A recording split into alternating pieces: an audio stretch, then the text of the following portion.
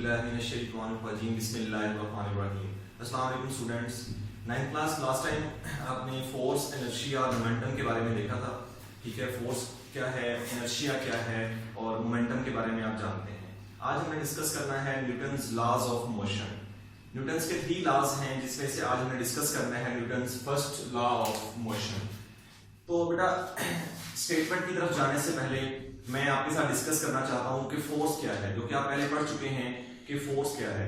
Force के बारे में है बेटा कि कोई भी बॉडी है वो तब तक मूव नहीं करता, ठीक है, जब तक उस पर कोई एक्सटर्नल कोई भी कुव्वत या कोई चीज एक्ट ना कर रही हो, कोई फोर्स एक्ट ना करे।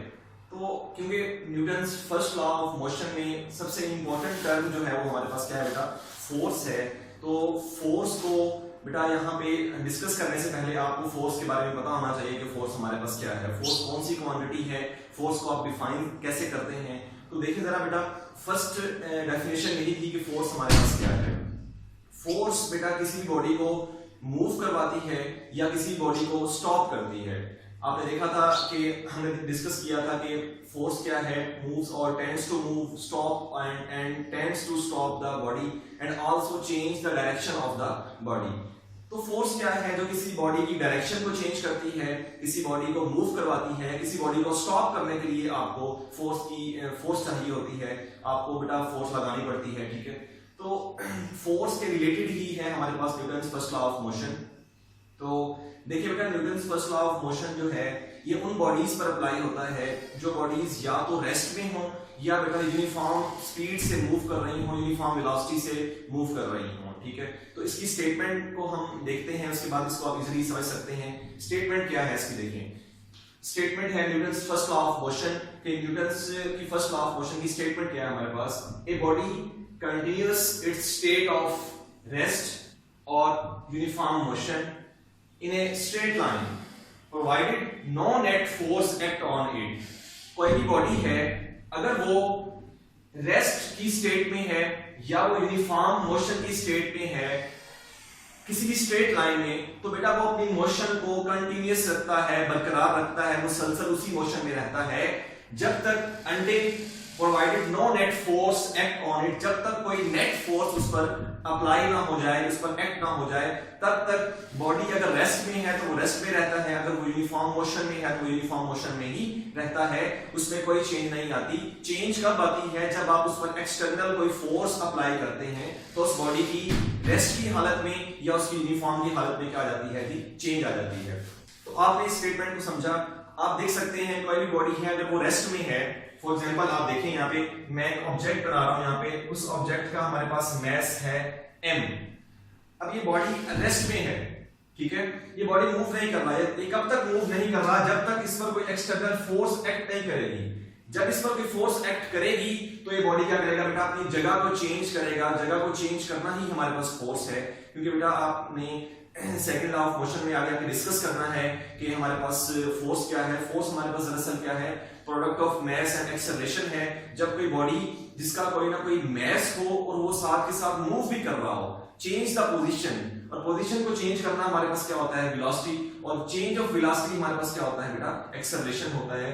जब आपने भी फोर्स अप्लाई की यहाँ पे, तो बॉडी ने क्या किया, बॉडी ने अपनी इस पोजीशन को चेंज किया। बॉडी बेटा जितनी फोर्स लगाई उसके मुताबिक बॉडी थोड़ा सा डिस्प्लेस हो गया, बॉडी ने यहां से लेके यहां तक मूव किया। तो कैसे मूव किया आप देख सकते हैं, जब तक आप कोई फोर्स नहीं लगाते बॉडी अपनी जगह से मूव नहीं कर सकता।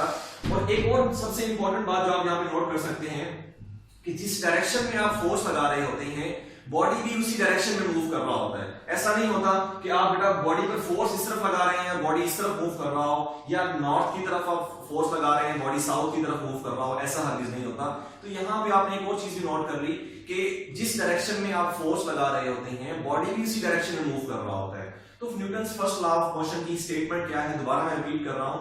Newton's first law of motion क्या कहते हैं बेटा, कि उसमें स्टेटमेंट में क्या बयान किया गया है कि कोई भी बॉडी है अगर वो रेस्ट में है या यूनिफॉर्म मोशन में है तो वो अपनी रेस्ट और यूनिफॉर्म की मोशन में ही रहता है जब तक कोई एक्सटर्नल फोर्स या कोई फोर्स उस बॉडी पर अप्लाई ना की जाए और वो उसकी रेस्ट की हालत और uniform uniform velocity uniform speed को चेंज ना कर जाए, ठीक है, तब तक वो अपनी बॉडी अपनी पोजीशन में ही रहता है। सिंपल सी बात है, जब तक किसी बॉडी को डिस्टर्ब नहीं करेंगे वो अपनी पोजीशन को या अपनी रेस्ट की हालत को चेंज नहीं करेगा, वो अपनी हालत में ही रहेगा, ठीक है। अब बेटा ये स्टेटमेंट थी, इजीली आप इसको अंडरस्टैंड कर सकते हैं। अब Newton's first law of motion को लॉ ऑफ इनर्शिया भी कहते हैं। अब बेटा लॉ ऑफ इनर्शिया को समझाने से पहले मैं बताना चाहूंगा आपको कि इनर्शिया क्या है। इनर्शिया आप पढ़ भी चुके हैं पिछले लेक्चर में कि इनर्शिया हमारे पास क्या होता है। इनर्शिया बेटा एक रेजिस्टेंस होती है।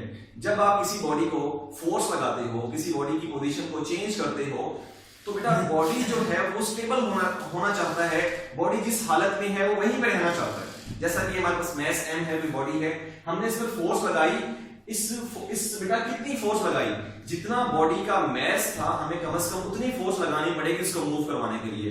बेटा अगर एक बॉडी का मैस 5 किलोग्राम है, उसको मूव करवाने के लिए आपको 5 न्यूटन की फोर्स तो लगानी पड़ेगी, उसके इक्वल, उसके वेट के इक्वल आप फोर्स लगाएंगे तो बॉडी मूव करेगा, अदरवाइज बॉडी मूव नहीं करेगा, ठीक है। आपने बेटा प्रीवियस एग्जांपल्स में देखा था कि जब किसी भी वॉल पर आप फोर्स लगाते हो, दीवार पर, तो दीवार तो मूव नहीं करती, लेकिन आप फोर्स तो लगा रहे होते हो, लेकिन आपकी फोर्स क्या होती है, वेस्ट हो जाती है, क्योंकि आगे जो बॉडी है वो हमारी फोर्स को क्या कर देता है, इग्नोर कर देता है। बेटा हमारी फोर्स उसके मुकाबले में क्या होती है, निग्लिजिबल होती है, इग्नोर कर देते हैं उसको हम, ठीक है बेटा।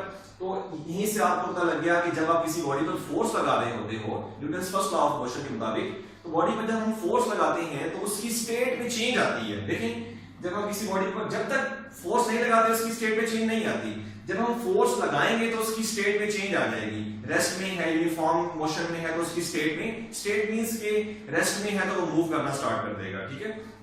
तो आपने क्या देखा, बॉडी रेजिस्ट कर रहा होता है कि उस पर फोर्स ना लगाई जाए, ठीक है। जब वो रेजिस्ट कर रहा होता है, that is called the property of the body and also called the inertia. वो हमारे पास क्या होता है, इनर्शिया होता है कि बॉडी क्या कर रहा होता है, लगने वाली फोर्स को रेजिस्ट कर रहा होता है कि फोर्स मुझ पर अप्लाई ना की जाए, that is called the inertia. तो बेटा इसे हम दूसरी टर्म में कह सकते हैं कि हमारे पास Newton's first law of motion है, उसको हम कहते हैं कि हमारे पास क्या है, लॉ ऑफ इनर्शिया भी है।